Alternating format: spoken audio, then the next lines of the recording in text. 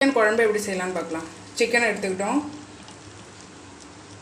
இந்த அளவுக்கு எண்ணெய் ஊற்றிக்கலாம்.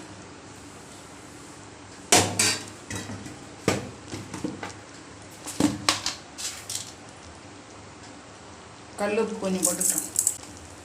இஞ்சி பூண்டு பேஸ்ட்டு போட்டுக்கலாம்.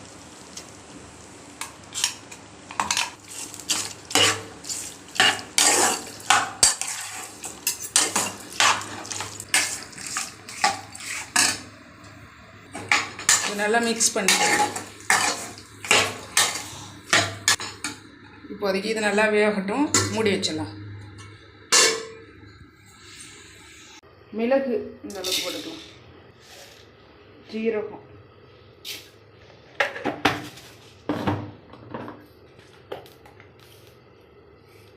சின்ன ஜீரகம், இதை மூணையும் நல்லா வறுக்கலாம்.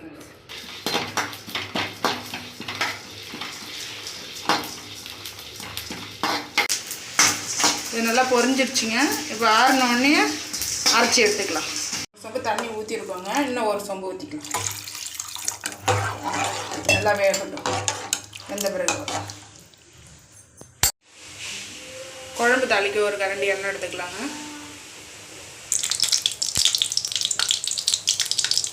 எண்ணெய் ஊற்றி ஜீரகம் போட்டிருக்கிறேன் தாளிக்கிறதுக்கு. பட்டை, இலை, கிராம்பு, ஏலக்காய், கடல் பாசி, ஜாதிப்பூ தாளிக்கிறதுக்கு தேவையான பொருள் போட்டோம். இப்போ வெங்காயம் போட்டோம்.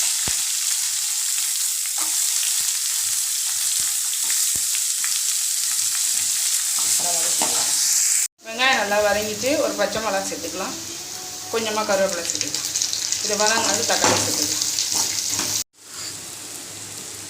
இந்த அளவுக்கு இஞ்சி பூண்டு பேஸ்ட் இந்த அளவுக்கு சேர்த்துக்கலாம். இஞ்சி பூண்டு பேஸ்ட் நல்லா வதங்கிட்டு தக்காளி சேர்த்துக்கலாம். மிளகு ஜீரகம் அரைச்ச பேஸ்ட்டு சேர்த்துக்கலாம். வறுத்து அரைச்சி இது விடவே குழம்பு மிளகாய் தூள் சேர்த்துக்கலாம்.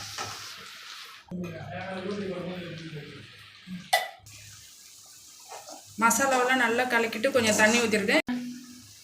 வேக வச்ச கறியில் இந்த மசாலாவை சேர்த்துக்கலாம். இதை நல்லா கலக்கி விட்டு நல்லா கொதிக்க வைக்கலாம். அவ்வளோதான். சிக்கன் குழம்பு ரெடி ஆகிடுச்சு ஃப்ரெண்ட்ஸ். கரம் மசாலா கொஞ்சோண்டு சேர்த்துக்கலாம்.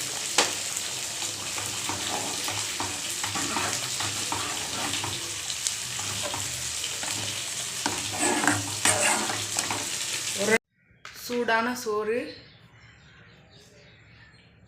சிக்கன் குழம்பு, சிக்கன் வறுவல்.